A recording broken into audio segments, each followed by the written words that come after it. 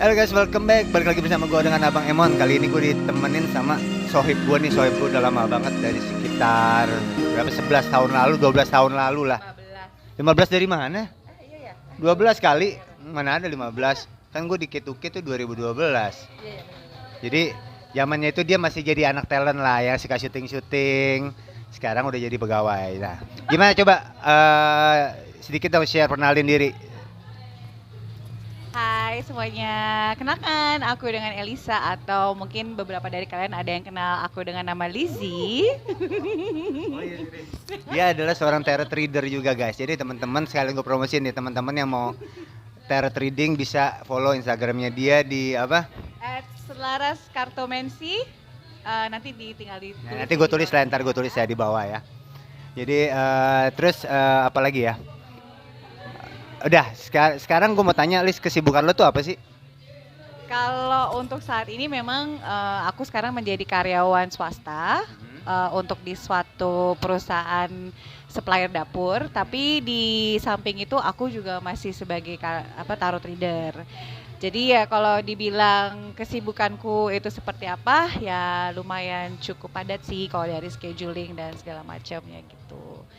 Nah, jadi hari ini kita mau ngebahas apa ya? Oke. Jadi sebelumnya thank you loh udah luangin waktunya ya buat datang and ketemuan kita.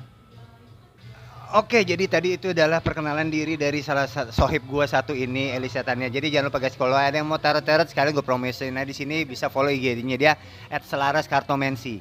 Nah, Lis, jadi tujuan gua pengen ngajak lo ketemuan hari ini, gue pengen ngobrol-ngobrol santai aja nih. Gue pengen tahu deh, kegiatan lo sekarang tuh kerja lo so far nih. Gue pengen tahu lo kan kerja tuh udah berapa tahun sih, berarti lo dari udah berapa lama lo mulai terjun di dunia kerja biasa ya, bukan syuting-syuting ya. Dunia kerja biasa tuh lo udah berapa tahun?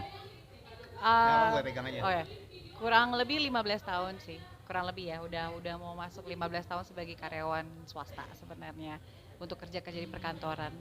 Oh, berarti sewaktu jadi talent itu juga udah itu dong, udah syuting-syuting itu juga kerja juga ya berarti ya? Ya sebelumnya, sebelum syuting itu kan memang di perkantoran dulu kan. Ada juga di perhotelan, tapi cuma sebentar doang. Lalu ya udah langsung rambat ke dunia entertain gitu. Tapi di dunia entertain juga cuma 5 tahunan.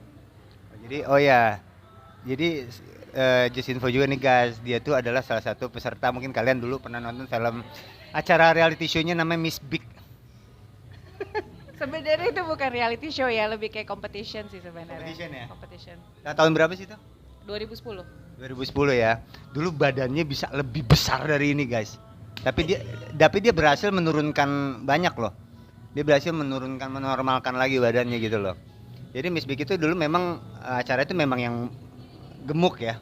Harus digemuk-gemuk, lu ngegemukin badan justru kan? Justru kalau gue di situ memang wajib untuk harus menggemukkan badan, karena kan memang mereka punya standarisasi ya. Terus sempet juara atau gimana? Sebenarnya sih runner up sebagai kalau nggak salah Miss Photogenic. Oh, Miss Photogenic. Emang lihat guys, nanti coba nilai ya, mukanya di kamera bagus nggak? Oke. Jadi oke, situ tadi sudah ya. Lo berarti kerja udah 15 tahun ya? Gue pengen tahu deh, Lis. Lo kerja itu untuk apa sih sebenarnya? Your goals itu kerja itu untuk tujuannya mau nyari apa sih? Sebenarnya sih kalau untuk kerja sendiri kan memang satu ya untuk bisa menabung. Ya tentunya tabungan itu memang diproyeksikan untuk kita bisa punya usaha sendiri kan. Apa yang ditabung? Uang. Oh, uang ya. Berarti yang kerja selama 15 tahun ini adalah untuk mencari uang ya? Iya, betul sekali. Tapi kenyataannya tidak. Tunggu. Kenapa lo bilang kenyataannya tidak? Kenapa lo bisa bilang berarti lo sudah 15 tahun ya kerja ya? Apa aja yang lo pasti, gue mau tahu, lo pasti punya mimpi kan? Coba gue pengen tahu deh, mimpi lo bisa spill nggak? Mimpi lo dari dulu tuh apa aja? Sebenarnya sih kalau mimpi gue tuh simpel ya, gue pengen punya usaha sendiri. Karena memang tipikalnya gue tuh emang nggak bisa diem gitu loh. Jadi meskipun nanti in the next Parkinson gitu? Enggak juga. Oh, enggak. Jadi for in the next 5 years memang kepengennya sih punya usaha sendiri gitu kan, karena memang kita kan nggak mungkin yang namanya selamanya menjadi karyawan. Oke. It's a good point tuh. Nggak mungkin selamanya jadi karyawan ya. Kira-kira lo mau bekerjanya itu berapa lama lagi sih? Paling in the next 2 years, 2 tahun lah ya. 2 tahun lagi. 2 tahun lagi lah. Yakin 2 tahun lagi lo cuman udah bisa cukup, nggak perlu cari duit lagi setelah 2 tahun itu? Oh enggak, maksudnya 2 tahun itu cukup untuk menjadi karyawan swasta Oh, ya. karyawan. Tapi along the run, memang sebenarnya gue lebih senang untuk menjadi entrepreneur. Oke. Berarti lo tuh udah bertahun-tahun suka nabung ya, berarti ya, orangnya suka rajin menabung ya? Rajin menabung, tapi ujung-ujungnya sebenarnya sih rajin menabung, cuma kan ya nggak bisa 100%. Kenapa? Karena kan gue masih ngurusin nyokap saat itu. Oke, ada Kesehatan. biaya-biaya ya. Ada, baik banget. Apalagi kalau lu ngurusin orang tua yang memang lagi dalam posisi sakit ya. Jadi nggak mudah sih sebenarnya untuk nabung. Sekalinya lu nabung, nanti ada aja kebutuhan orang tua lu kan. Belum lagi kalau misalkan beliau butuh hal-hal yang kayak popok, vitamin, obat-obatan, nah itu udah langsung apes di situ sih. Oke, boleh di-spill sedikit nggak, nyokap itu sakit apa sih? Dulu itu nyokap sakit kolon, cancer.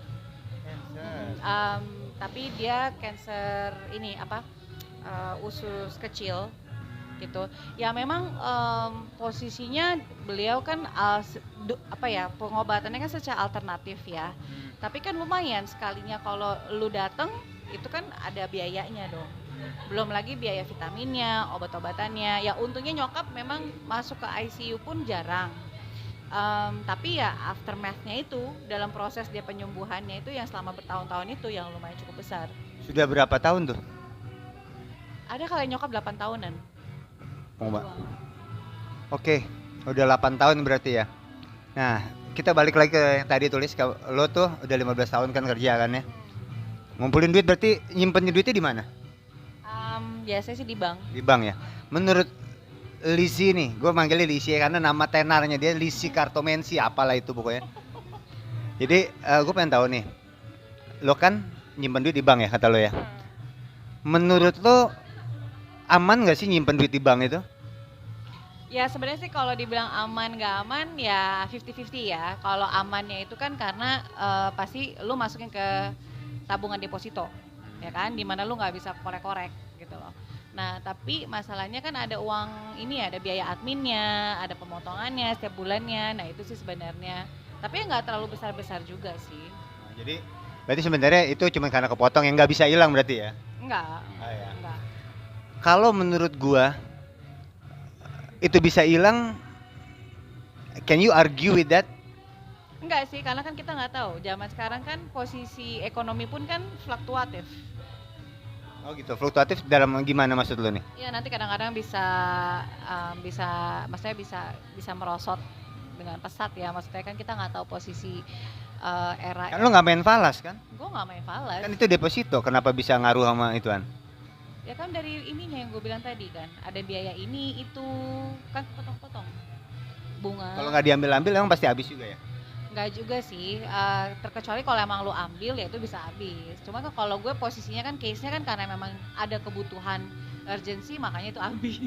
Urgency seperti apa tuh? Itu tadi yang gue bilang, medicalnya nyokap. Oh, berarti bisa hilang juga ya? Bisa. Yang lo udah kerja bertahun-tahun lo tabung ya? Iya kan? Ya bisa. Itu sebenarnya lo sudah, sorry gue mau tanya, ketika lo menabung nih, lo pasti punya planning dong, you have dreams dong, bener nggak? Ya. Lo mau beli ini kita bicara sebelum nyokap sakit ya. Lo pasti punya tabungan, punya nggak? Punya. Ya. Lo pasti untuk ini ada nggak? Punya goals nggak? Lo mau beli apa tadinya? Rumah sih sebenarnya. Rumah ya. Oke. Nah terus terjadilah nyokap sakit ya. Nah berarti gue nggak salah dong, gue bilang bisa hilang ya? Nggak salah. Bisa hilang ya tadi ya, ternyata ya, dengan akhirnya kepake ya. Akhirnya dreams lo yang tadi itu bisa lo harus mulai lagi atau harus lo tunda dulu? Lebih tepatnya sih menunda dan ya? juga harus memulai lagi dari awal. Mulai lagi dari awal karena mau tidak mau ya itu ya. Tidak mau. Nah oke, sekarang kita bicara ke ini nih Lis. Waktu 3 tahun lalu lah, hampir 3 tahun yang lalu. Ya 3 tahun yang lalu tepatnya sih pandemi ya. Lo ngerasain gak sih apa namanya dampaknya? Kan orang tuh banyak yang ngerasain dampaknya pas pandemi itu ya, yang mereka PHK, yang bisnis pada tutup gitu ibaratnya, ya kan? Karyawan pada PHK, bisnis pada tutup ibaratnya. Profesional kayak gua pun DJ stop, kerjaan nggak ada gitu loh. Musisi band-band kayak itu pada nggak ada kerjaan gitu loh. Nah, lo sendiri nih gue pengen tahu, lo share dong pengalaman lo ketika saat pandemi itu, lo ngalamin nggak sih? Ya syukurnya sih sebenarnya gue ngalaminnya pas akhir banget ya, pas akhir-akhir pandemi itu gue kena PHK memang. Padahal gue kan udah diangkat sebagai karyawan tetap ya. Cuman karena pandemi 3 bulan setelah gue pengangkatan itu gue langsung di PHK. Kena gue. Bulan apa itu? Kalau nggak salah Desember. Berarti pandemi di Maret, berarti lumayan dong lo masih berjalan itu ya? Masih berjalan. Dan masih digaji? Masih. Full? Dia termasuk yang beruntung guys. Jadi orang banyak yang ngerasain, berarti lo termasuk ngelewatinnya itu lo nggak terlalu ngerasain dampaknya ya? Nah, tapi setelah apa Desember deh lo bilang ya? Desember itu gimana? Ya sebenarnya sih gini ya, setelah Desember itu kan memang bener-bener shock banget ya, karena itu emang bener-bener semuanya langsung, dan itu nggak cuma gua doang, jadi memang ada 155 karyawan lainnya yang memang kena dampak gitu loh. Cuma memang Kena PHK juga ya? kena PHK, cuman untungnya memang dari pihak perusahaan itu mereka memberikan uang compensate ya, uang perpisahan. Nah sama untungnya ada BPJS, ketenaga kerjaan, jadi masih bisa nafas lah. Jadi masih aman ya? Sampai berapa bulan tuh akhirnya lu mulai bisa ada kerjaan project-project lagi? 4 bulan. Ya 4 bulan itu masih bertahan tuh ya dari duit itu ya, tabungan itu ya. DP yang compensate dari itu lah ya, duit compensate itu. Sebelumnya tapi lu punya tabungan juga masih? Oh, enggak. Enggak ada ya? Berarti setelah lu berhenti itu, diberhentikan itu berarti lu nyambung hidupnya selama 4 bulan itu adalah dengan untungnya alhamdulillah dapat compensate itu ya. Jadi alhamdulillah masih ada tabungan ya. Masih beruntung ibaratnya. Tapi lu setuju nggak sama gue Des kalau saat pandemi itu masih ada cuma 4 bulan berarti lo ngerasain ya? Banyak orang yang ngerasain juga PHK mungkin setahun bahkan setahun lebih gitu loh. Ibaratnya tadi kita bicara, kita nyari duit untuk apa? Nabung ya? Nabung nyari duit kan, tabung. Banyak yang PHK, nah akhirnya income pas pandemi itu, lu setuju nggak sama gue kalau gue bilang itu adalah secara nggak langsung kita lagi diicip-icip, income kita dipaksa stop. Ya. Secara nggak langsung dikasih nih chip nih, lu cobain nih income lu stop, ibaratnya kayak gitu. Setuju ya? Setuju ya. Nah, income stop itu menurut lo kan di bawah ini nih ada lubang-lubang nih, Ilis. Lubang-lubang kayak medical, terus beli sayur di pasar, beli token, bayar kosan, ya kan? Menurut lo lubang-lubang itu bisa stop nggak ini? Nggak bisa ya? Berjalan tuh biaya-biaya itu nggak bisa stop ya? Sedangkan ini lo 4 bulan berarti waktu itu 4 bulan ketika lo diberhentikan kerja atau PHK itu lo stop dong income. Iya. Tapi masih kisi nih. Masih. Berarti tabungan ada nih dari kompensasi itu ya. Keluar dong biaya-biaya itu ya. Tapi alhamdulillah abis itu masih bisa jalan ya. Karena untung cuma 4 bulan. Kalau menurut lo kalau sampai 1 tahun kemudian baru bisa itu, lo kuat nggak kira-kira tabungan lo? Karena kan kita udah ada perkiraan kan. Kita ada perkiraan, udah ada perhitungan, udah ada neracanya sendiri, ya udah ketahuan gitu loh, kurang lebih 4 sampai 5 bulan. Nah, untungnya nggak sampai ke 5 bulan. Jadi kalau 4 bulan amsyong ya? 1 tahun amsyong ya? Amsyong banget. Jadi sih. Kalau dari awal pandemik mungkin udah amsyong kali ya? Iya. Berarti asalnya saat itu juga lo nggak tabungan, nggak ada ya? Nggak ada sama sekali. Karena kan memang posisinya gue masih ngurusin nyokap. Oke. Biaya besar ya? Banget. Nah, nyokap berobat itu pengen tahu deh, itu biasanya lo dari tabungan lo atau memang sudah dari gaji lo kah atau? Kombinasi sih, jadi masih ada dari bukan, sebenarnya sih lebih dari pensiunnya nyokap. Masih ada setengah dari pensiunnya nyokap. Nah, almost 80%-nya itu dari gue. Nah, gue pengen tahu deh Lis, menurut lo itu kan cuman berarti sebentar ya, akhir 1 tahun ya, lu cuma 4 bulan bisa kerja lagi ya, berarti bisa nyari duit lagi, bisa tabung lagi, masukin lagi. Nah Lis, gue pengen tahu deh Lis, menurut lo nih ada nggak sih kondisi yang bisa membuat seseorang itu, ini kondisi ya, kondisi yang bisa membuat seseorang itu income-nya benar-benar stop? Ada nggak menurut lo? Itu kan tadi cuma icip-icip ya. Ada nggak lo menurut lo kondisi yang bisa membuat income seseorang itu benar-benar stop? Kalau dia sakit, Sakit seperti? misalkan masuk rumah sakit ya misalkan, terus posisi di mana dia sedang mengalami sakit kronis, terutama itu. Nah, oke. Berarti tadi kondisi kata Lisa itu adalah sakit-sakit kritis yang bisa membuat seseorang income-nya itu stop, guys. Kayak cancer, jantung, mungkin teman-teman setuju ya. Nah, gue pengen tahu nih. Dan itu karena kebetulan memang saudari Lisa ini punya pengalaman sendiri. Kebetulan orang tuanya sendiri, ibunya yang ngalamin cancer, kanker usus ya. Kolon ya, kolon. Jadi sekarang sudah jalan 8 tahun gitu ya. Itu dulu ya. Oh, dulu ya? Dulu karena nyokap tuh cuma sakit 8 tahunan aja. Setelah itu udah hilang. Bukan hilang nyawa ya, maksudnya penyakitnya udah gone. Amit-amit lah. Moga-moga sehat terus lah. Iya. Penyakitnya sembuh ya? Penyakitnya sembuh. Alhamdulillah ya. Nah, berarti 8 tahun itu nggak ada income ya? 8 tahun Dan itu kebetulan nyokap juga udah tua juga nyokapnya. For your info guys, nyokapnya udah tua, umur berapa? sekarang beliau 81. 81. Lo aja belum tentu umur lo sampai 81 guys.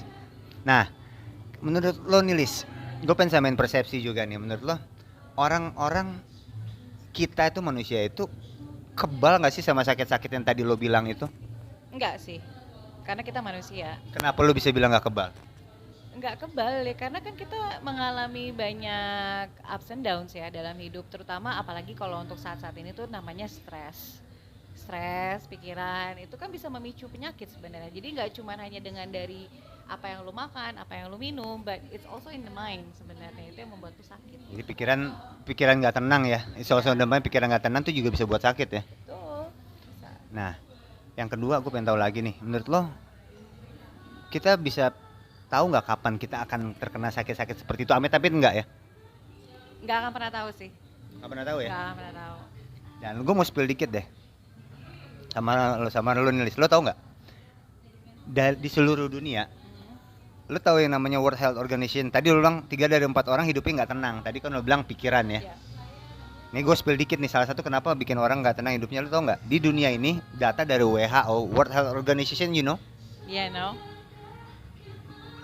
74% orang di dunia meninggal pasti diawali dengan mungkin jantung,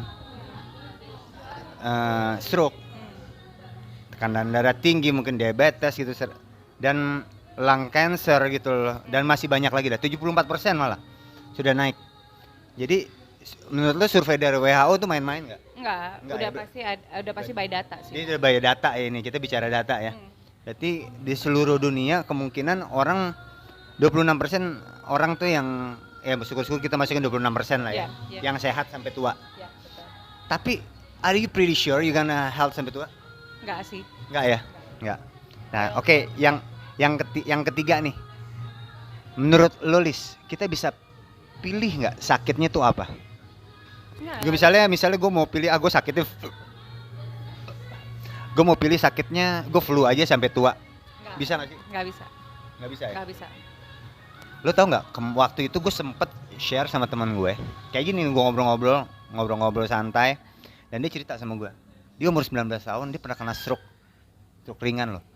Gue bilang gila lu umur 19 tahun kok lu bisa kena.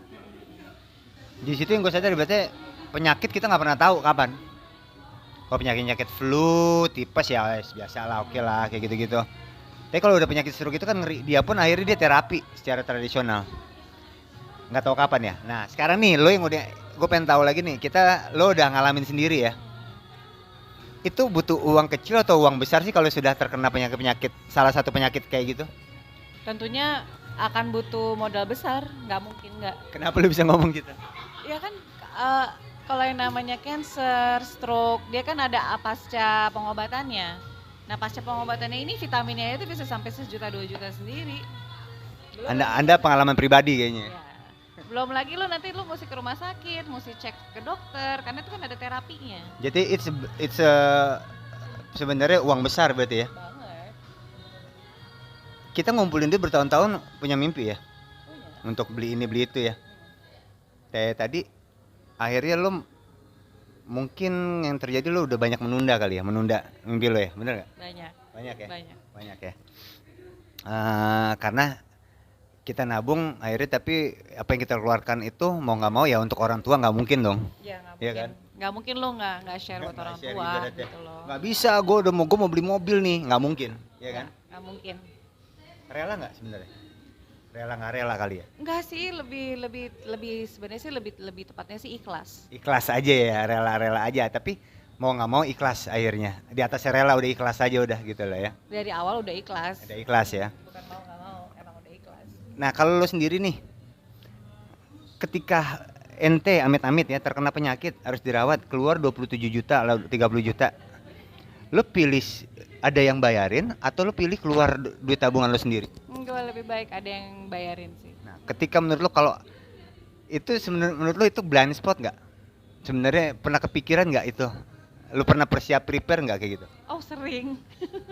Sering banget. What have you prepare untuk kejadian seperti itu? Resiko yang kita nggak pernah tahu kapan, kita nggak tahu kapan dan itu butuh biaya yang semakin tambah tahun semakin gede biayanya. Lo pasti tahu lah biaya rumah sakit kan tiap tahun mungkin pasti naik gitu loh.